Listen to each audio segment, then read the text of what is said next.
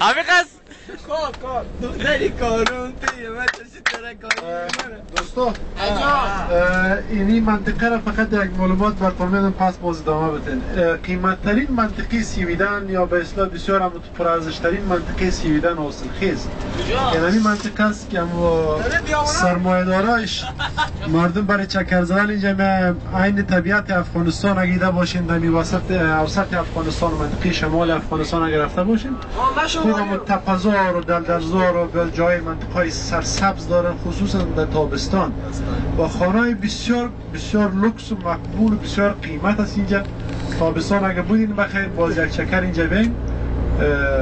میارزه با آمدن میارزه و بسیار مردم چی بگویم مهاجر دوست دارن این منطقه خصوصا معلومه مردم هستن اینجا که هیچ امرای مهاجر کنن تعصب خاص ندارن خصوصا در تمام سیویدن و بسیار مردم سرمایه‌دار و فابریکای بسیار زیاد صنعتی سیویدن در این منطقه است و چمن‌ها و به اصطلاح باغ‌های سیب دارن در این منطقه. اما دورتر دست چپ اگه سعی کنید طرف چپ از این تپه‌ها و طرفتر تقریبا 3-4 کیلومتر یک چند دانه باغ سیب است. اگه بودین بخیر در تابستان باز همین طرف بیاین همین شکل افغانستان. تو هم سوال داشتین چی داشتین آزادانه میتونین که بهم پرسان کنیم. تشکر پس برو مخاندن کن مکدونالد فواری خوبش میشه برو عباس خواندن خور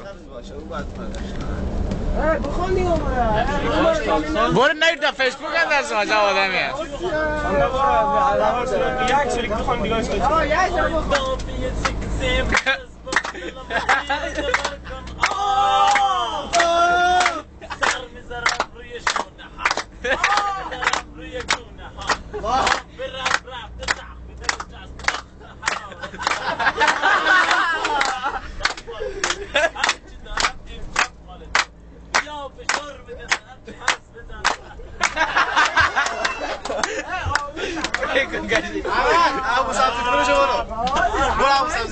سبزی فروش